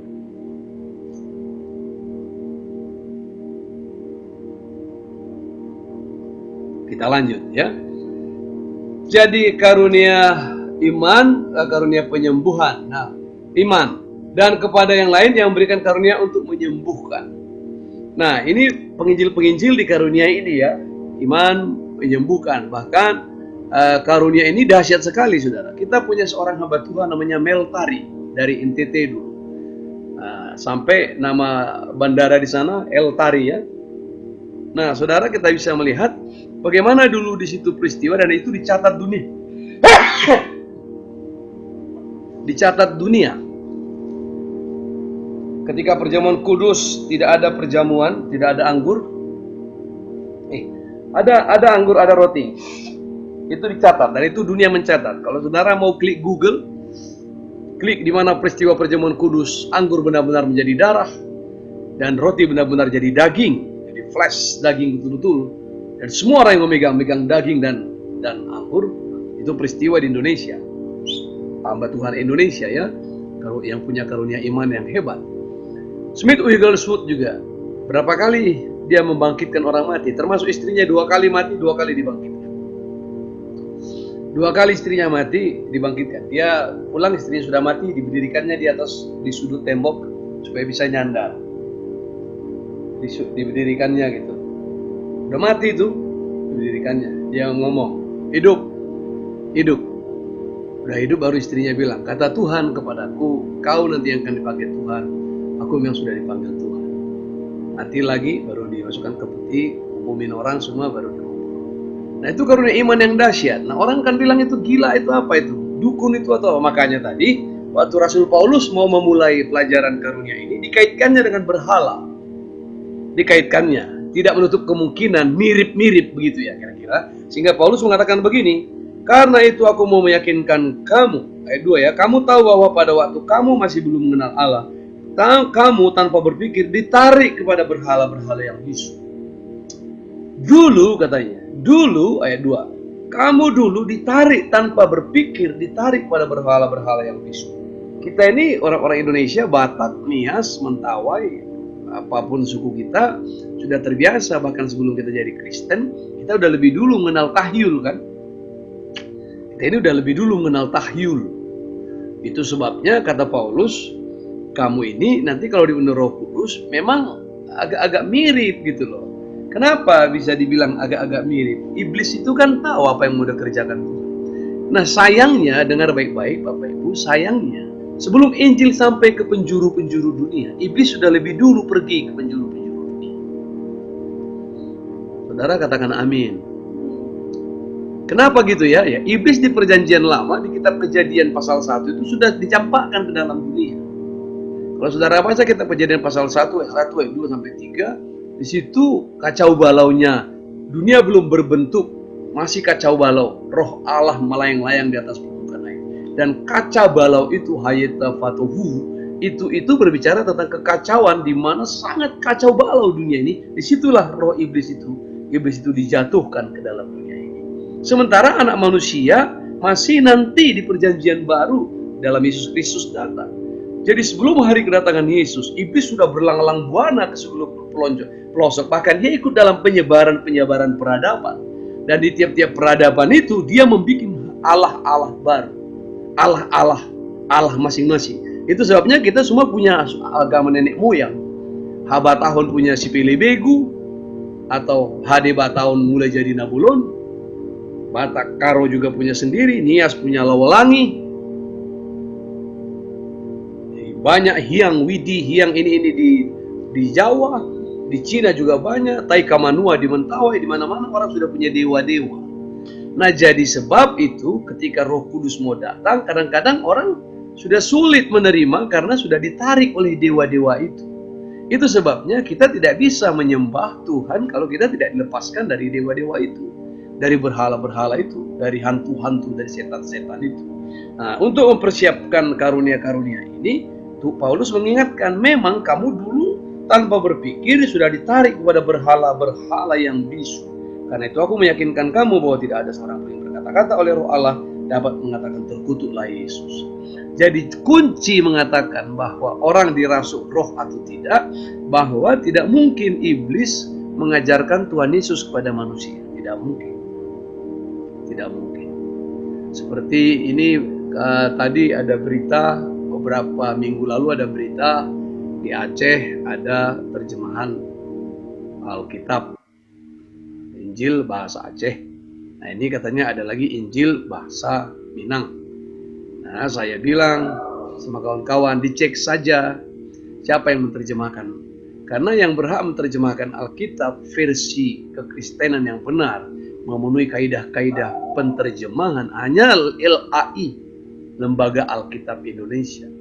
Jadi kalau ada penterjemahan atau terjemahan versi lain yang di luar LAI, Lembaga Alkitab Indonesia, itu berarti ada maksud-maksud tertentu, memecah belah lah, menimbulkan ini itulah, membuat gejolak lah, pandemi belum selesai, riak sosial lain akan muncul.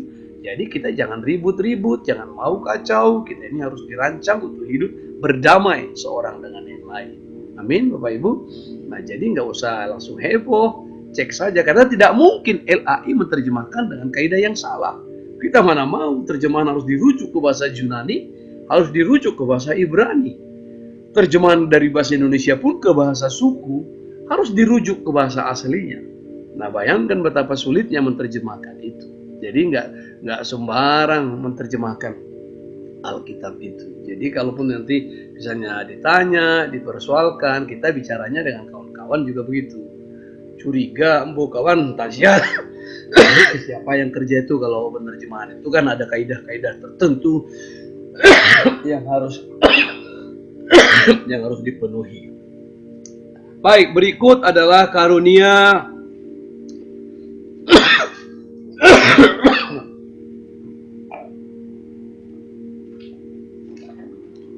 mohon maaf, saya minum, Bapak Ibu. Ada karunia lagi yang seorang diberikan kuasa untuk mengadakan mujizat. Jadi karunia iman, karunia iman, karunia menyembuhkan, karunia mengadakan mujizat adalah milik penginjil-penginjil. Masih ingat kita dulu ada penginjil televisi ya, teleevangelism. Teleevangelism itu penginjilan lewat televisi. Ada John Hartman almarhum. Lewat itulah dulu hambanya Bapak Gilbert Lumendong menanjak terus ya melalui GO Studio dulu, Gospel Overseas. Beliau hostnya dan John Hartman pembicara dari luar negeri yang merambah penginjilan ke Indonesia. Kita sangat diberkati pada zaman itu dan Pak Gilbert terus maju dalam pelayanan dan menampakkan citra kepenginjilannya hingga sekarang ya. Nah, kita bersyukur bahwa ada hamba betul seperti itu. Ada Oral Roberts, ada lagi Benny Hinn, ada Yonggi Cho, ada Kenneth Hagin. Terlepas dari kontroversial orang mengatakan ini dan itu, tetapi kita sebagai orang-orang yang percaya Alkitab bahwa Alkitab masih terus berlaku dan masih tetap mengatakan bahwa karunia-karunia menyembuhkan masih ada ya, dan mujizat karunia iman masih ada.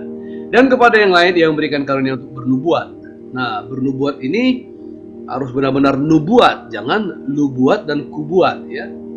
Nah, jangan dibuat-buat lah. Kalau dibuat-buat berarti aku yang buat, bukan nubuat. Jadi kalau Anda yang buat berarti lu yang buat, bukan Tuhan yang buat. Tapi ini nubuat. Profesi ya. Propet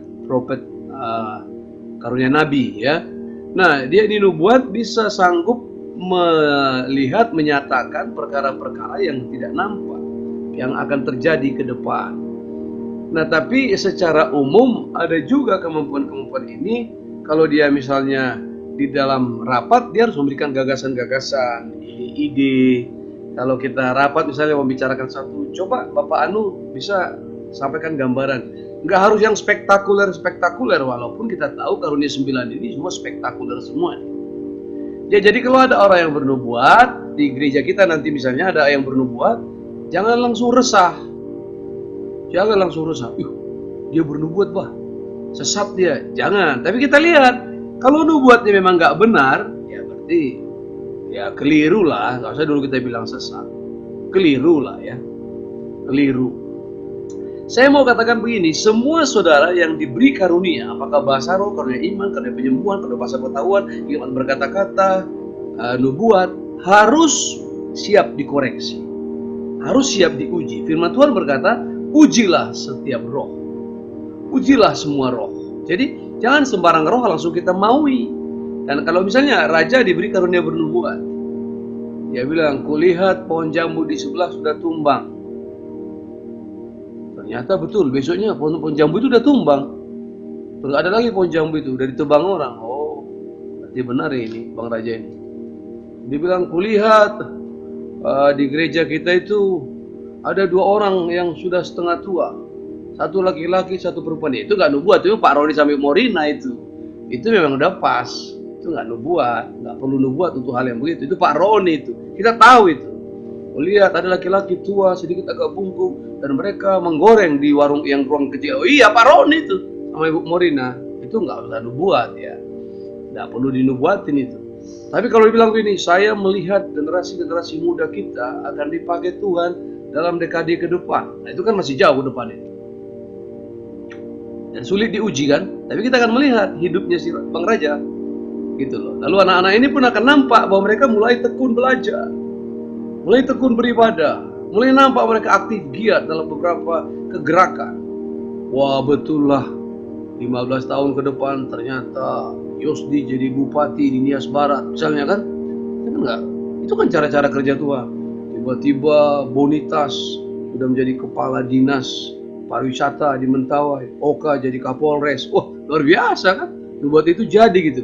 Tapi kalau nggak jadi nubuat itu, memang besok begitu Bang Raja ngomong lagi, itu lu buat tuh, lu yang buat-buat tuh, gitu loh. Bukan nubuat itu. Gitu. Nah, diuji roh, jangan tersinggung. Bang Raja jangan tersinggung. Kalian tersinggung, kalian nggak percaya sama Roh Kudus ya? Karena dibilang nabi itu harus siap diuji, sama seperti bahasa roh siap diuji.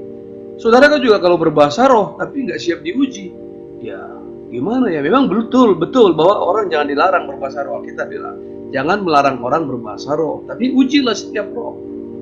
Nah, kan Roh Kudus, bahasa roh itu kan untuk orang-orang untuk menguatkan dirinya sendiri. Ya kalau untuk menguatkan dirinya sendiri ya silakan aja lah, biarkan aja dia, siapa tahu dia tiap hari lemah dan perlu berbahasa roh tiap hari supaya dia kuat. Dan ada beberapa catatan orang mengatakan katanya orang yang lebih banyak berbahasa roh setiap hari katanya lebih kuat katanya. Ya, Tuhan. Nggak usah bertengkar kita gara-gara itu gitu. Kalau saudara mau praktekkan silakan praktekkan ya. Kalau enggak, ya, saudara sendiri yang menanggung akibatnya.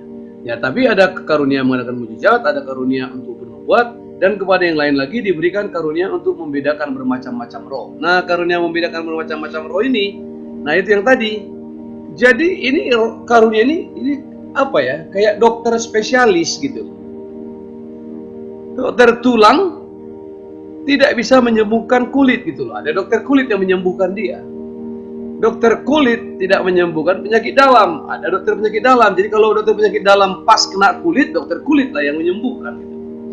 Pas dokter kulit, spesial kulit kena penyakit dalam, dokter penyakit dalam yang turun menyembuhkannya gitu. Nah, pas dokter penyakit dalam, penyakit kulit kena THT, tenggorokannya terganggu, telinganya terganggu, dokter THT lah yang menyembuhkan gitu. Ibu Pinem saya kira ngerti benar lah ini ya. Karena ibu ini selalu menghubungkan orang ke dokter-dokter yang sakit ke sini. Jadi makanya banyak dokter-dokter mengerti melalui ibu ini karena dia mengarahkan orang ke sana berobat, ke sana berobat, ke sana berobat gitu. Nah, jadi begitu juga ini. Jadi kalau misalnya tadi orang yang bernubuat tiba-tiba di dalam tanda petik ditegur sama orang yang mempunyai karunia membedakan roh, ya jangan marah, ya dia punya karunia membedakan roh. Jadi karunia membedakan roh ini karunia penimbang. Nah makanya kalau di rapat pun misalnya ada karunia nabi, ada yang nabi yang bilang, oh gini Pak, kita harus beli gedung di sebelah, ini begini, ini begini. Tiba-tiba datang orang yang punya karunia penimbang. Diuji itu, di counter dengan karunia pertimbangannya. Dan ternyata setelah dihitung rugi benarnya, benar tidaknya, betul gitu loh. Jadi sangat menguatkan. Jadi betapa kayanya gereja, persekutuan orang Kristen, rumah tangga, kalau karunia-karunia ini ada di dalam persekutuan kita.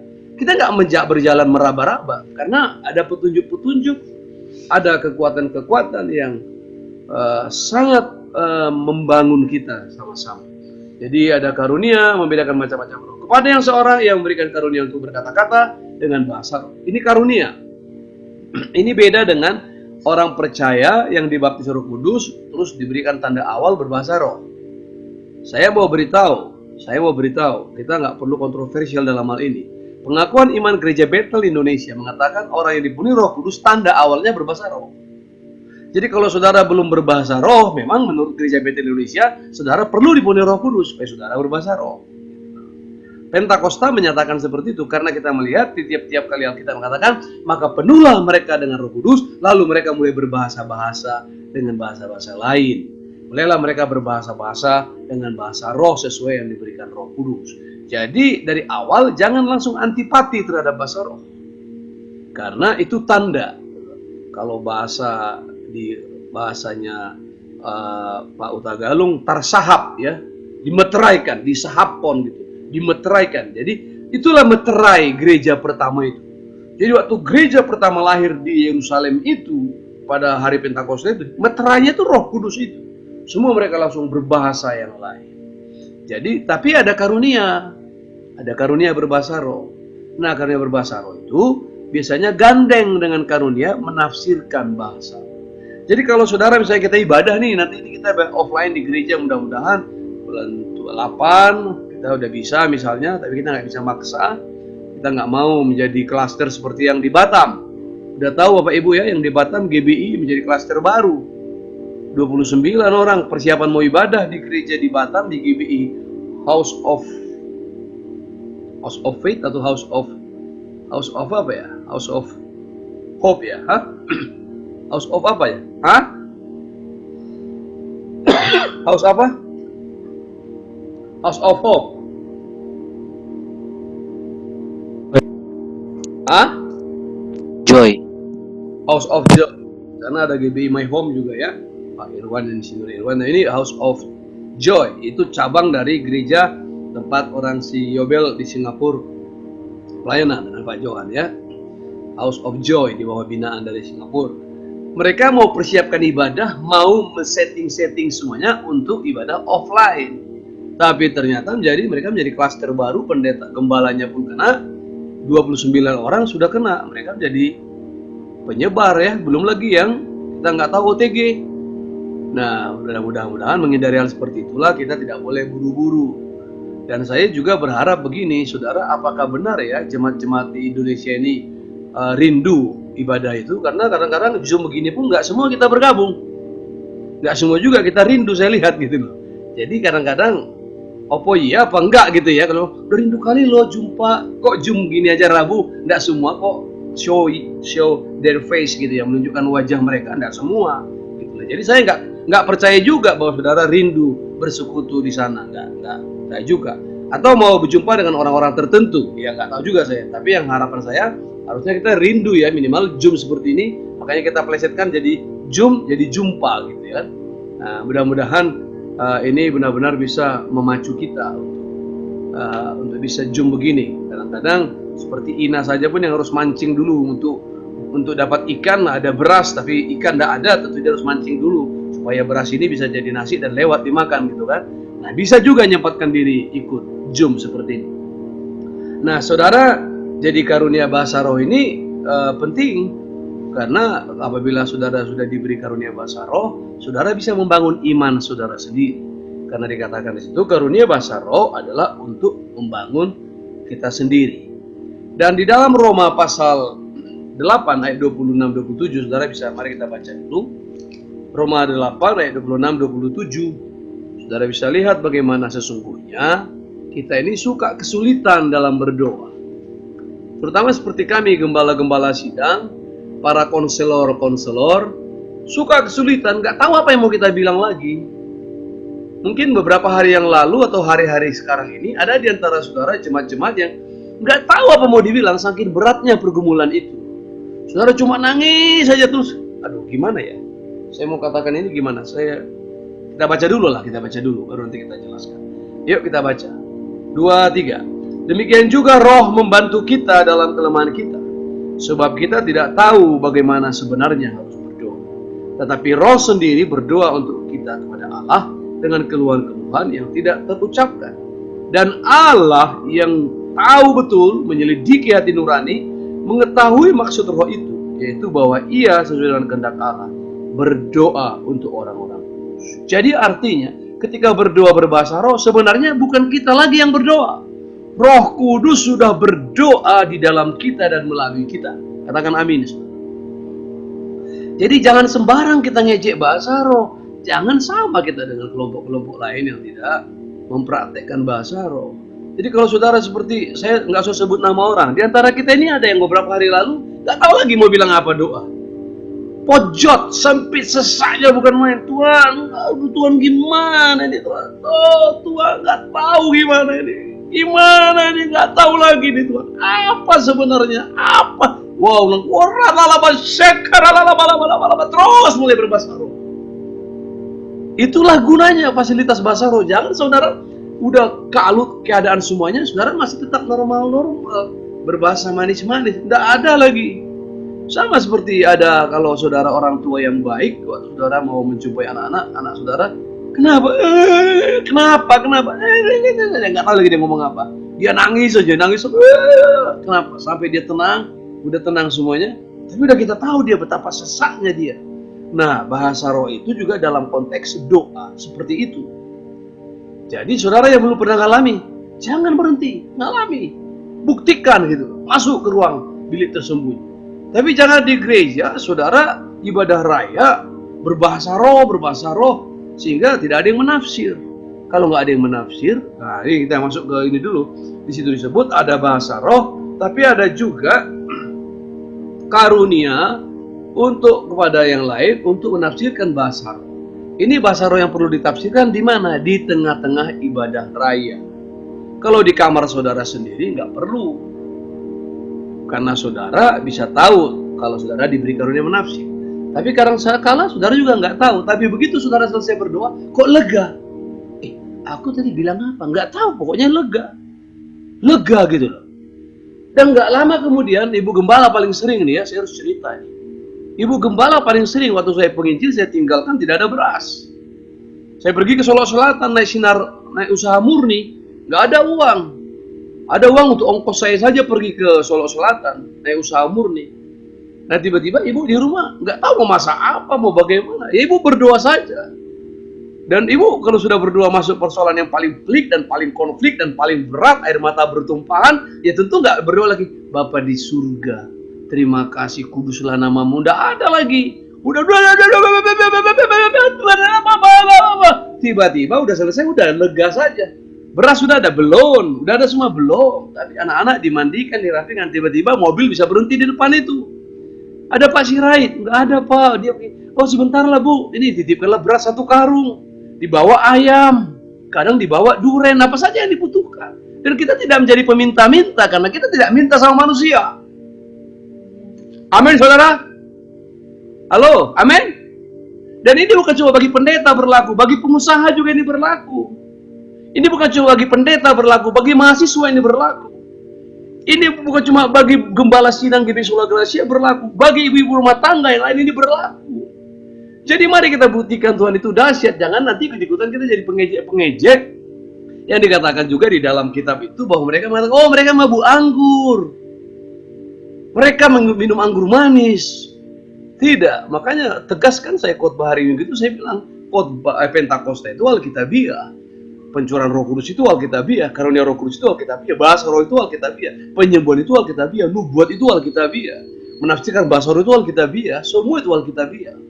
Kalau ada yang melencengkan urusannya dengan Tuhan, biar Tuhan sendiri yang mengurusi dia. Tapi nampak buah-buahnya nanti. Jadi ketika Ibu Gembala mengalami seperti itu, saya juga kadang-kala seringkali seperti itu. Kita pun semua, mari kita seperti itu. Mari mengejar karunia-karunia Roh Kudus itu. Berdoa sungguh-sungguh. Nanti Tuhan atur. Minimal setidak-tidaknya Tuhan berikan di hati kita damai sejahtera. Amin Bapak Ibu. Nah itu penting. Nah jadi ketika diberi karunia Roh Kudus berbahasa roh, tapi di tengah-tengah ibadah raya nanti kita kumpul nih, nggak ada yang menafsirkan, ya berhenti saja. Jangan ribut sendiri. Orang udah selesai beribadah, udah tenang semua, sudah terus dia. Itu namanya ngambil perhatian. Karena disebut di situ bahwa Roh Kudus itu roh yang memberi keteraturan dan ketertiban. Jangan sampai mohon maaf nih, penuh bahasa Roh Kudus katanya berbahasa roh, sampai roh pun sobek-sobek. Jadi itu nggak penuh roh, itu rohnya udah sobek-sobek itu, nggak Roh Kudus lagi itu, udah roh sobek itu, roh koya itu. Ya kita hindarkan seperti itu. Tapi yang berbahasa roh, mari kita masih akui berbahasa roh. Jangan takut berbahasa roh. Kalau saudara memang dikaruniai dan didesak untuk berbahasa roh pada waktu itu, karena saudara yang tahu. Ketika saudara mau ke gereja, pahitnya bukan main, mungkin saudara dikecewakan, tapi saudara datang ke gereja. Pas di gereja ada firman Tuhan menempelak saudara, saudara berbahasa roh, biarkan, kita izinkan. Tapi jangan jadi gaya, mari semua berbahasa roh sekarang. 1, 2, 3, berbahasa roh. Semua berbahasa roh, ya udah nggak benar. Jangan. Nah begitu musik nanti bunyi kencang, pasang simbal, terus piano meninggi, mulai semua berbahasa roh ya. Itu bukan. Jangan gitu. Tidak seperti itu. Amin ya. Jadi kalau karunia-karunia ini harus kita manfaatkan supaya hidup individual kita berkuasa, kuat, mampu, mapan, dan juga hidup komunitas bergereja kita juga solid, kuat kita. Yang sakit ada yang menyembuhkan, yang susah ada yang menghiburkan, yang kesulitan mukjizat ada aja mukjizat dijadikan. Luar biasa, didoakan. Luar biasa. Nasi kecap bisa jadi rasa babi kecap. Amin. Walaupun cuma nasi sama kecap saja, Tuhan buat ini seperti babi kecap Tuhan. Biar laku ini langsung makan ini. Tiba-tiba ada yang antar babi. Bisa. Saya kesaksian di Forkom Pendeta kemarin. Ya, pas kami mau makan, ada yang ngantar daging babi. Kami dikasihkan aja. Puji Tuhan, kita hanya berpikir. Pas kita butuh pisang, ada yang ngantar pisang. Pasar Rusang dikasih pisang sama kita, padahal nggak ada jemaat kita di Pasar Rusang. Macam cara Tuhan. Apalagi melihat hamba-hambanya seperti saya gembala sidang hari ini, pasti kan kolekte menurun, udah pasti itu kan. Hamba Tuhan seperti saya tidak boleh mengeluh, harus tetap jadi berkat pada semua jemaat. Oh, anaknya kan udah besar, oh anak-anak juga semua dipotong gajinya kan. Semua pegawai-pegawai sekarang pasti mengalami banyak sekali perubahan-perubahan. Jadi kita nggak, udahlah, Tuhan kita masih Tuhan yang tetap kita bisa andalkan. Sekalipun keadaan berubah bagaimanapun, Tuhan tidak pernah berubah. Jadi jangan sampai kita terjebak dengan keadaan dunia yang walaupun kita dulu kita berkata Tuhan Yesus tidak berubah, ternyata berubah juga dengan pandemi ini. Enggak, dia tetap tidak berubah. Dia tidak berubah, tetap tidak berubah. Dulu, sekarang, sampai selamanya. Itu harus kita imani. Amin ya. Jadi itulah karunia, dan karunia terakhir katanya menafsirkan bahasa. Jadi kata menafsirkan tidak sama dengan menerjemahkan. Halo Bapak Ibu, ini mau diakhiri. Jadi karunia bahasa roh, ada yang berbahasa roh panjang mungkin, ada yang menafsir cuma pendek saja.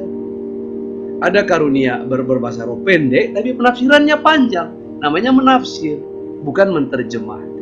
Menafsirkan. Jadi ketika Oka bahasa roh, berbahasa roh, dia berbahasa roh, tiba-tiba menafsirkan. Tuhan menghendaki semua umat ini supaya ini begini. Amin. Udah, cukup. Dan Oka pun berhenti. Jangan lagi Oka, kurang panjang. Nggak boleh. Gitu. Karena semua tertib. Kayaknya semua saling tahu gitu. Dokter-dokter spesialis itu saling menghargai satu sama lain. Dokter kulit menghargai dokter spesialis penyakit dalam menghargai penyakit THT, dokter THT menghargai penyakit SPOG, kebidanan, onkologi, dan lain-lain. Semua saling menghargai. Saya kira gitu ya Opung, Ibu Pinem. Saling menghargai kan ilmu itu kan. Tidak saling mencederai. Saling menghargai dan saling melengkapi untuk dunia kesehatan kita. Saya kira itu yang saya sampaikan. Tuhan Yesus memberkati. Mari kita berdoa. Bapak, terima kasih untuk persekutuan kami. Kami belajar Tuhan tentang karunia-karunia rohani dalam versi 1 Korintus pasal 12. 9 karunia rohani yang dikerjakan Roh Kudus secara spektakuler untuk memperkaya, memperkuat, melengkapi gereja Tuhan di muka bumi ini, sehingga dalam pelayanan kami mampu dalam hidup pribadi kami seorang demi seorang sebagai orang percaya, terutama pada masa sulit, masa sukar, kami mampu. Terima kasih Tuhan, kami bersyukur untuk pengajaran-Mu, urapi jemaat Tuhan sehingga mereka mengerti. Tiap-tiap orang tahu, paham, mengerti, mau, rela, berani jadi pelaku-pelaku firman-Mu. Terima kasih Bapa yang baik, terpujilah Engkau Tuhan, di dalam nama Yesus Kristus Tuhan kami, haleluya. Amin.